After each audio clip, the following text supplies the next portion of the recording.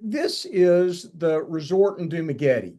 And the idea is we are a self-contained, what we describe ourselves as self-contained diving dedicated resort.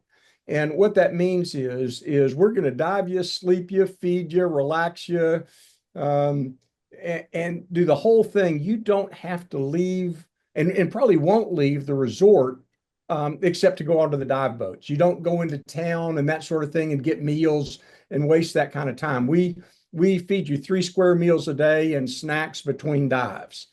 So just to be clear, I don't know how many people in the room are going on the trip and have already signed up or you're thinking about it, but I'll just show you. This is Manila. I think you can see my cursor on here. This Manila is about a little over 14 degrees north of the equator. And Dumaguete is right here. I think Les mentioned it's about a 65-minute flight from Manila to Dumaguete. We'll meet you at the airport in an air-conditioned van, pick up all your luggage, and get you where you need to go. Les also mentioned that the Philippines are within an area geographically that is known as the Coral Triangle. And just by show of hands, how many of you have heard that term before? Okay, so a bunch of hands go up. Coral Triangle is an area in the world, a geographic area that is bounded by the Philippines and Malaysia, Indonesia, Papua New Guinea, Timor-Leste, the Solomon Islands. And it's so named because almost 600 of the world's 800 species of hard corals, reef building hard corals, can be found in this small geographical area. And it's kind of a weird thing to say or to kind of get your head around. But one of the things that makes this area so diverse and so prolific is it's the world's oldest ocean. And you go, wait a minute, one planet, how's one drop of water older than the next? And the idea is that this area is really deep. And so the last time that glaciers scraped the bottom of the ocean, this area didn't necessarily get scraped. So evolution has had a long, long time to continuous without being completely interrupted. So again, almost 600 of the world's 800 species of hard reef building corals, 6 of the world's 8 species of sea turtles. It's a hawksbill on the bottom left and a green on the upper right. And what we're really known for, I guess, is within the diving community is the diversity of fishes. That's kind of what puts us on the map.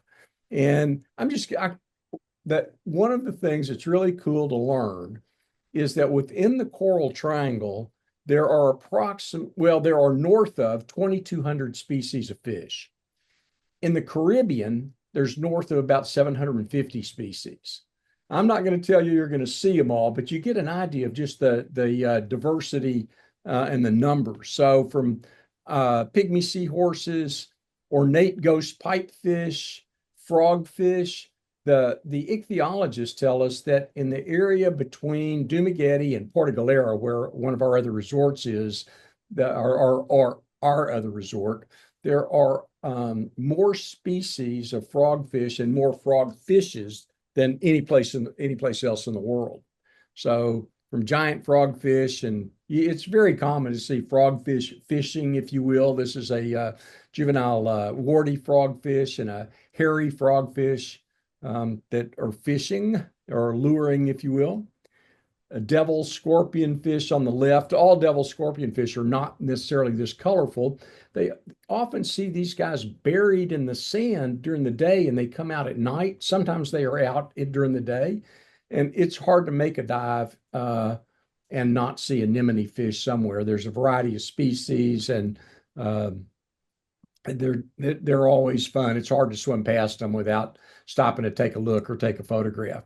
We see schools of striped catfish. For those of you that haven't been to that part of the world before, the Indo-Pacific, these little whisker-like appendages are chemosensory barbels that help them interpret their surroundings. And just by show of hands, I can see you. How many of you have been to the Philippines before? Anybody?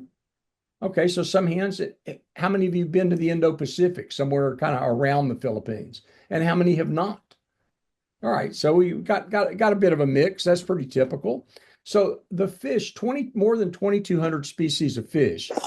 I think, or many of you probably know that nudibranchs are um, hermaphrodites, which means they're simultaneously male and female. So when they do mate, as the ones on the right-hand side of the screen are, um, it's a case of boy meets girl meets boy meets girl. And it is quite common to see. One thing nudibranchs are pretty good at is making other nudibranchs. For those folks that haven't been to Atlantis before or to the Indo-Pacific, sometimes people are concerned, even in the year 2025, that going to a third world country and with life with equipment that your life depends on, and are they going to be up to standards? And I assure you, we take safety very seriously. You can get an idea of what the shop is like. Les mentioned that we offer, I think he mentioned that we offer nitrox.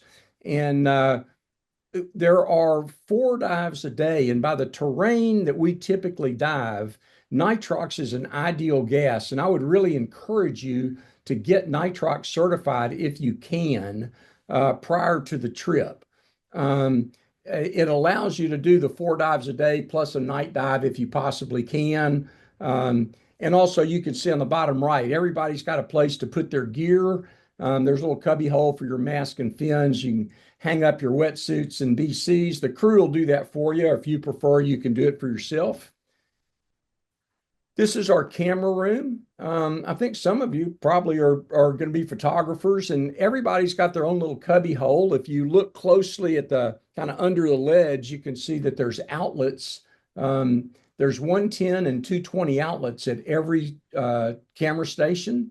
We take all that pretty seriously in the camera room. So it's no food or drink in the camera room. And we lock it up at night, open it in the mornings.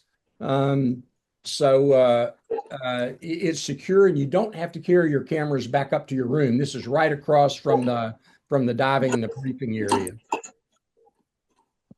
One of the things that, again, that has kind of put us on the map is muck diving. And so sometimes people get an idea that if you come to Atlantis, you're going to be diving in goo for 10 days if you go to Dumaguete. And that is not the case. There are a lot of ecosystems within at the resort. There are areas of soft bottom. What muck diving really is an area where freshwater river or stream flows into salt water, and you get different habitat and different animals. But there's a lot of patch reef and rubble zones and a lot of color. It's not just all a sand or soft bottom. So, and just to show that, you're going to see animals like these fimbriated eels and a pair of white-eyed morays. They're animals, as you know, if you're a diver, they're typically found in reef communities. It's just not out in open soft bottom.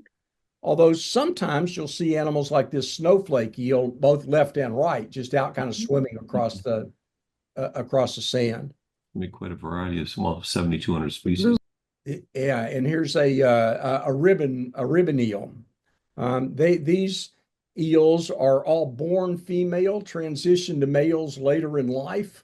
And this is one's kind of in its teenage years, I guess. It's transitioning. So they're just, Mother Nature's pretty cool and does things different ways. So all the variety in fish, all the variety in invertebrates. This is a bug-eyed squat lobster, little bitty dude, about maybe an inch. You'll see them on a little vertical wall, usually living in a hole where barnacles or worms, something has vacated that hole, and they'll find it and call it home. So one of the things this brings up is, look, this is a great looking little creature, but if you're diving there for the first time or you don't dive there a lot, odds are you're going to swim right past it. But the guides are really good and really prideful about what Philippines has to offer. They want to show you the marine life. And if you'll do yourself a favor and listen to briefings and go with the guides and dive with them, they'll point out so many things. And what I learned to do was to find a creature like this, the guides had pointed out to me. I'd look at it and then swim away a few feet, turn around and come back and see if I could find it. And if I did that with a bunch of animals, it would kind of teach me where animals lived and how to look. And I would see things on my own a little better. but the guide ratio will be no more than six divers to one guide. And you'll kind of go in a group. You don't have to follow the leader, but you can, and they'll point out lots of different marine life. Variety of invertebrates. This is a harlequin shrimp up on the top left. They feed on the tube feed of sea stars. And the little shrimp on the bottom right, it seems appropriately named, although I don't know how it got its name. It's referred to as a Donald Duck shrimp. Little guy, maybe 2.5, 3 inches. It would be a big Donald Duck shrimp. I believe Les mentioned, might not have, that every night we either offer a night dive or a mandarin fish dive at the resort. And a mandarin fish dive, I don't know how many of you have done that before. I can see you guys, show of hands. Some hands will go up. So it's done right at sunset. It's a timed dive. Mandarin fish are pretty shy during the day, and they hide in rubble areas where broken coral. It's a really shallow dive. It's in about 15 feet of water. It's an area where you would not normally dive during the day on one of the day dives, but you specifically go to see mandarin fish. This is a male that's displaying, and he is maybe 2.5, 3 inches long. They can get a little bit longer than that, but not much. And you can see he's got flared fins. It's there to kind of ward off competing males and to attract females. And what you hope is you'll see the male nudge females and kind of bump them and encourage them. And they will, male on top, females a little bit smaller. They will rise together a foot or 2 feet off the reef, emit sperm and eggs into the water column simultaneously, and settle right back down to the reef. The male will try to mate with several females in a night. The females are kind of one and done. It takes more energy to create eggs than it does sperm. And not shockingly, the males will still stay in the game if they can. And then about 45 minutes after it starts, it's over. And you won't see these guys again until the next night at sunset. So you get a little briefing the night before you go on one of these dives. The guides will place you and help you find the mandarin fish. And I would encourage you to go on the night dives. If you don't go on the night dives, or if you do go on the night dives, there's a ton of stuff to see that's different than you're likely to see in the day. This is a big fin or long fin reef squid. Can't promise you'll see them, but we see them quite often. And a lot of animals, these gastropods, these snails, they're buried in the soft substrate during the day, and they come up at night to feed, and it's just, they're really beautiful animals. It's a bobbit worm on the left, and a box crab on the right. Again, other animals that either live in a burrow in the case of the bobbit worm, that they'll be buried in the sand during the day, typically come up at night to feed. Another of the sand dwellers that we see at night, this is a stargazer, so named because it has both eyes on top of its head looking towards the heavens.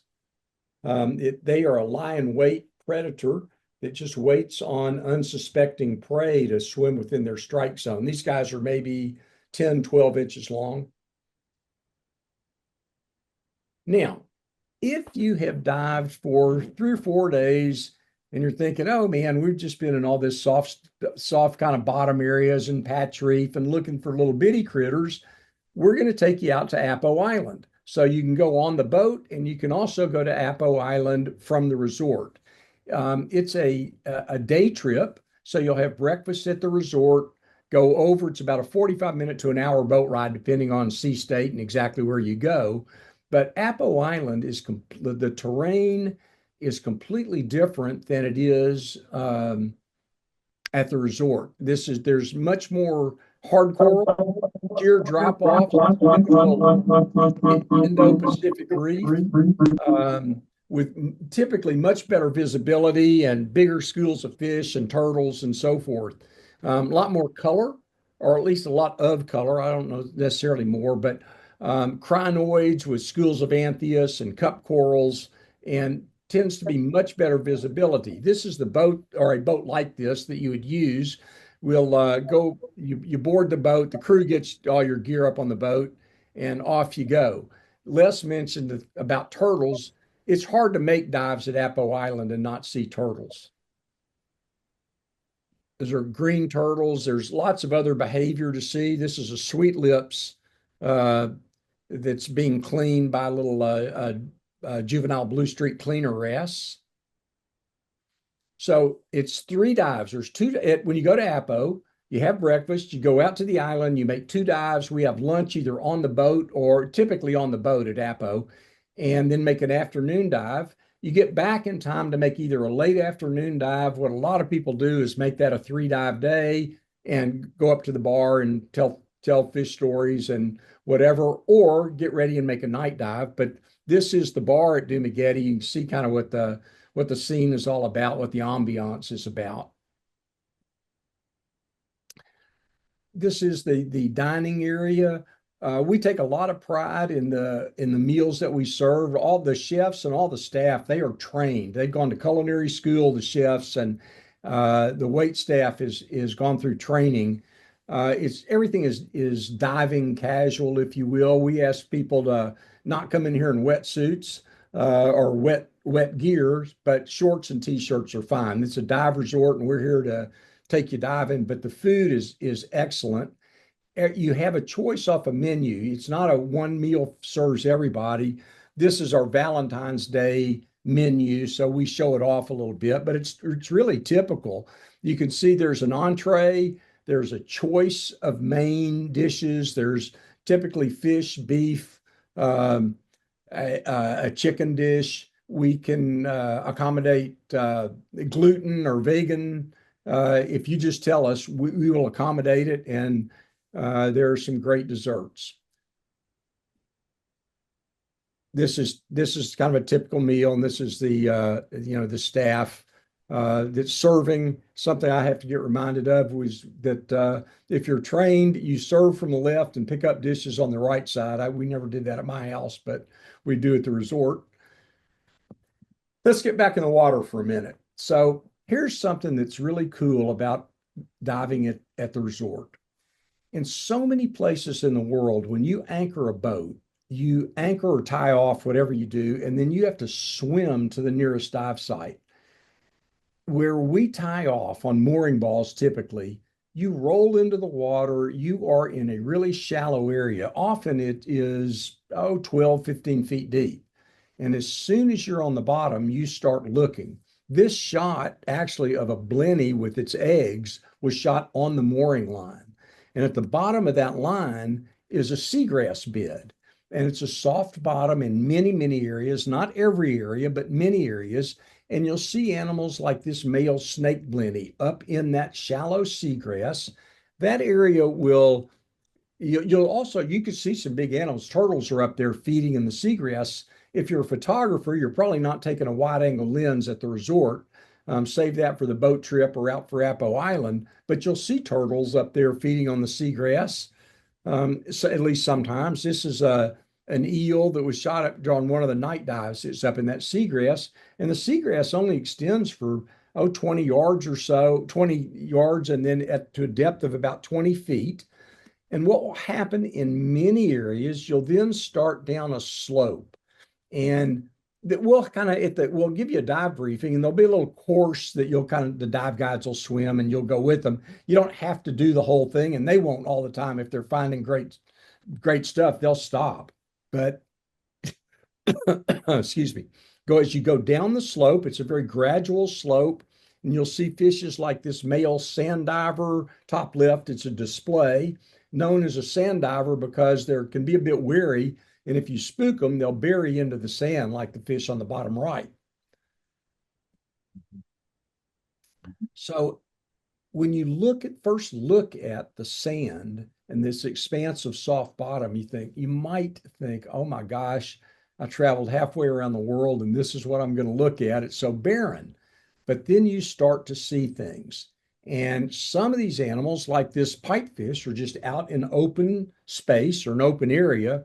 But much of what you'll see a little bit of structure on the bottom, either halimita, which is that kind of algae on the right, or seagrass, or any little soft coral.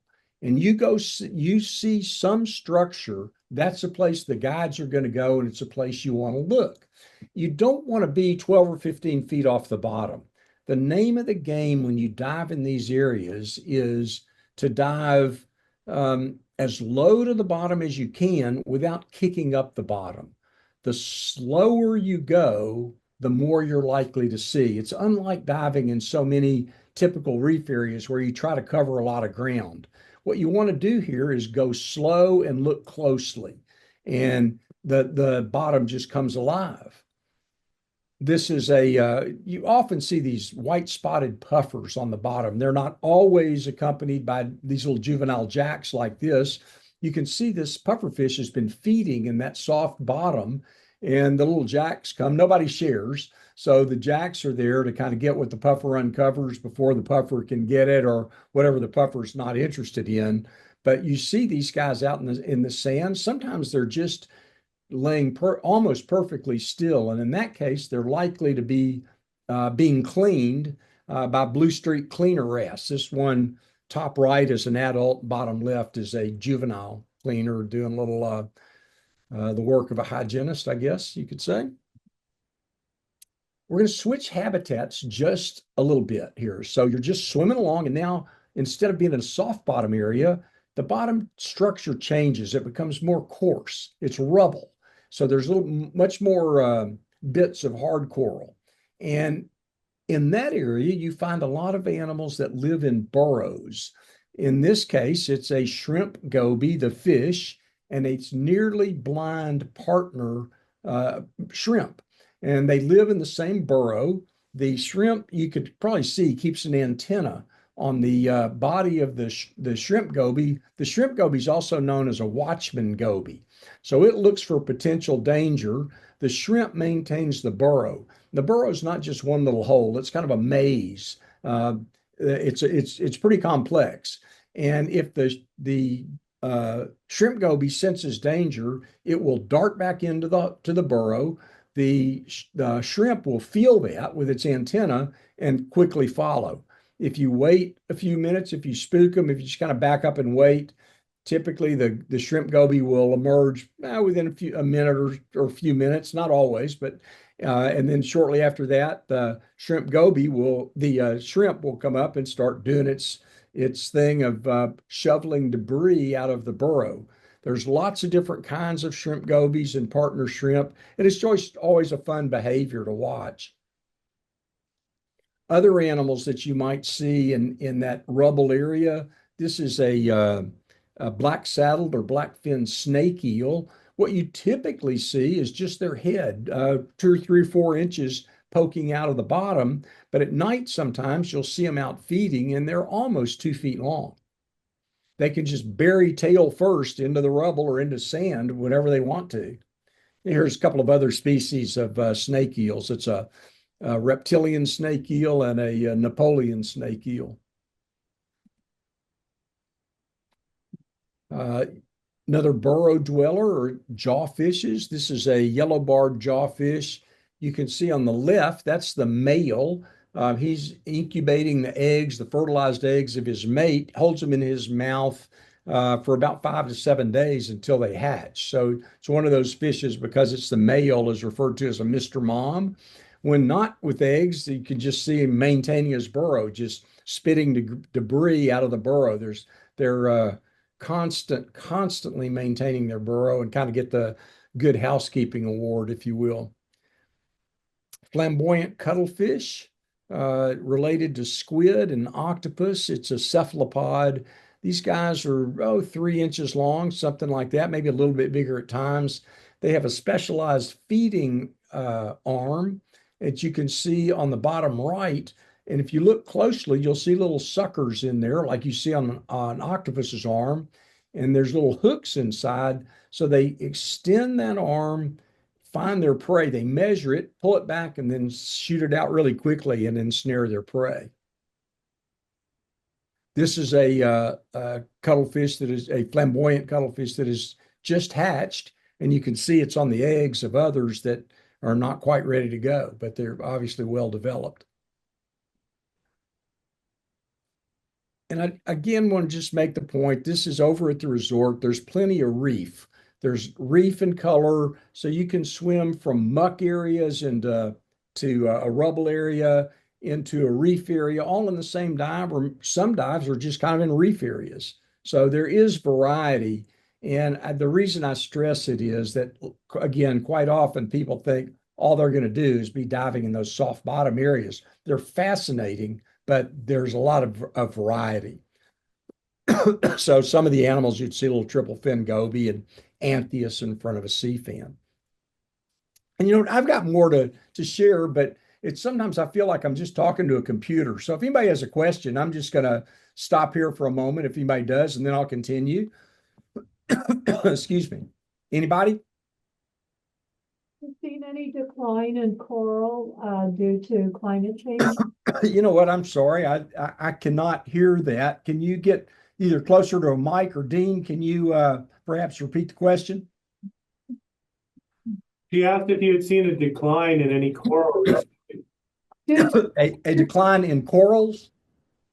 Due to climate change. Yeah, and you know what? I think that it's everywhere in the world. And I think it's dishonest to say our reefs are fine, but everybody else's are suffering. I think this is a worldwide problem. I will say this, that it's anecdotal. I do not have scientific evidence of this, but I feel like that there is some consensus that Indo-Pacific corals tolerate heat better than some Atlantic shallow water corals. So there's certainly bleaching, there's certainly issues, but they don't get wiped out as quickly. And tend to be, quote, healthier. But yes, from climate change, every place in the world. And that's, we're kind of the eyes of the world to that, and want to make our non-diving friends very aware of that. It's an issue for all of us. Anybody else? All right, I'll continue. We'll take questions a little more at the end. So again, this is a soft coral. So you're not going to see something like, you see this in reef communities typically. We offer a black water dive. And I don't know how many of you have done that. It's kind of a relatively new thing within diving. And what a black water night dive is you go out shortly after sunset into a little bit of deeper water. It's not a very long boat ride. It's a 10-minute, 15-minute boat ride. Hang lights. And there's a light on the surface with a hang line down below a buoy. And there's a weight and a light at about every 15 feet down to about 60 feet. The greatest migration on Earth happens every night. It's referred to as deal migration. And larval and post-larval creatures and gelatinous creatures come up from the depths to feed at or near the surface. And you see a lot of animals just in mid-water. It's really fun. And you are in black inner space. It's very easy to keep up with the lighting array. The boat is not attached to the light, so it moves off a little bit. And the buoy and the divers, all, if there's a current, everybody goes at the same speed in the same direction. And you just drift. You do keep an eye on the lights, and you get a little bit away, you swim over towards the lights, but everybody stays close. And you see animals like the one on the left, that's a little like a halibut or a flatfish, a flounder, I should say, not a halibut. Squid, we see lots of squid, a little swimming crab. I think I've got some more. Yeah, little boxfish or cowfish, lots of gelatinous creatures. And the guy on the right is a pompano. And these animals have just not settled. They haven't reached a state of maturity for the ones that will become reef dwellers to settle down to the bottom. Some are just open ocean animals. Before every dive, we'll have a site briefing. Dive master will get you squared away, and then off we go to that site. You'll come back. Almost always we do one dive, come back to the resort. You can use a real restroom. You can change camera batteries. You can get a bowl of soup or something cold to drink, whatever you want. There'll be some kind of a snack, a cake or cookies or something before the next dive, and then after the next dive, you're going to have a meal. So that's kind of the way it works. This is actually the area where you're going to get remove your diving gear. Sorry, and you can see there's rinse bins, and over here, kind of off on the right hand side, you can see a bin that's just for cameras. That's right across from the camera room and right across from the area where you hang up your gear. So all of that's really convenient, and it just makes the diving that much easier.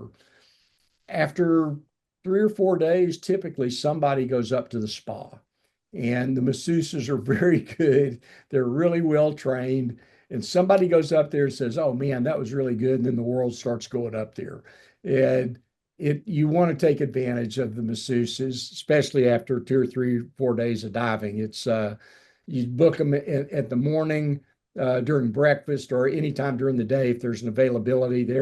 They work from essentially breakfast till about 10 o'clock at night.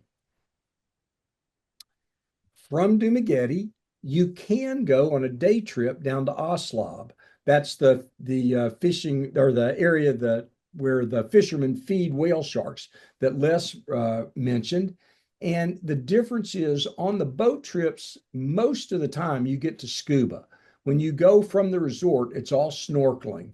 So it's about a 3/4 of a day trip from the resort. You're up at sunup, have a very, very early breakfast, and then off you go. And it's about a 3/4 of a day. Often do this right on the day, right before you get on a boat. You don't have to, or before you leave the resort.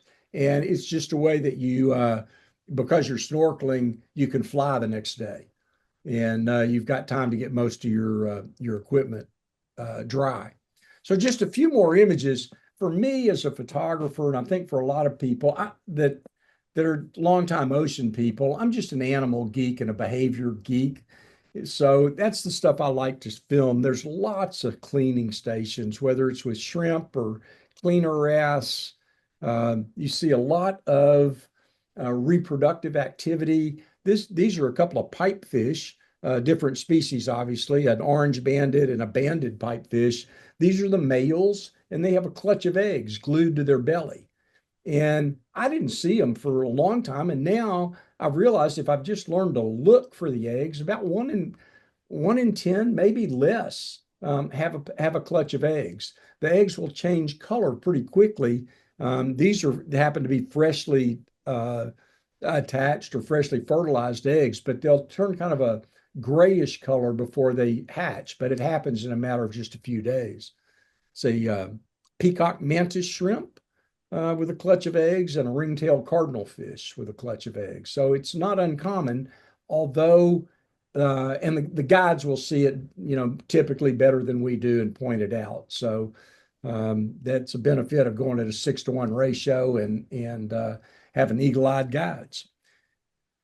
There's one site, it's not the only site, but there is a site called Punta at Dumaguete, which is just kind of known for octopus. I have been there and not seen an octopus, but I have been there on other dives and seen 7 species of octopus on a single dive.